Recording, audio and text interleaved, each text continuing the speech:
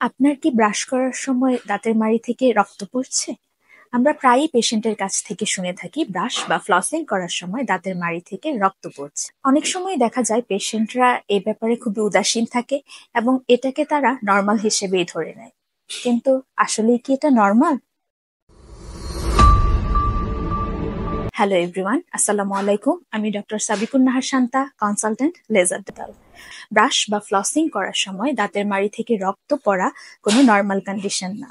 সুস্থ মাড়ি থেকে কখনোই দাঁত ব্রাশ করার সময় রক্ত পড়ে না। আপনার যদি এই ধরনের সমস্যা হয়ে থাকে তাহলে বুঝতে হবে আপনার মাড়িতে কোনো রোগ রয়েছে, জিঞ্জিভাইটিস বা এ ধরনের কোনো রোগের উদ্ভব হয়েছে।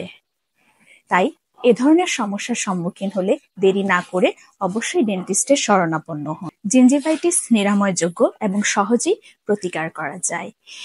প্রতি 6 মাস পর পর একজন বিডিএস ডিগ্রিধারী ডেন্টিস্টের কাছ থেকে ডেন্টাল স্কেলিং অ্যান্ড পলিশিং এর মাধ্যমে দাঁতের সব পাথর এবং জীবাণুগুলো সরিয়ে ফেলুন। ডেন্টিস্টের দেখানো পদ্ধতিতে সঠিকভাবে দাঁত ব্রাশ এবং ফ্লস করুন। কিন্তু আপনি যদি এ সমস্যাকে গুরুত্ব না দিয়ে থাকেন তাহলে ক্রমশই জিঞ্জিভাইটিস পেরিওডন্টাইটিসে পরিণত হতে পারে।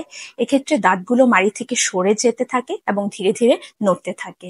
সেজন্য আপনার দাঁত ও মাড়ির প্রতি যত্নশীলতা খুবই প্রয়োজন, যেটা আপনাকে বিভিন্ন ধরনের মাড়ির রোগ থেকে রক্ষা করবে। লেজার ডেন্টাল বাংলাদেশের one of the most advanced dental clinic. আপনাদের ট্রিটমেন্ট রিলেটেড যে কোনো কোয়ারি থাকলে নিচে কমেন্ট সেকশনে কমেন্ট করে জানাতে পারেন অথবা সরাসরি কল করতে পারেন আমাদের এই নাম্বারে।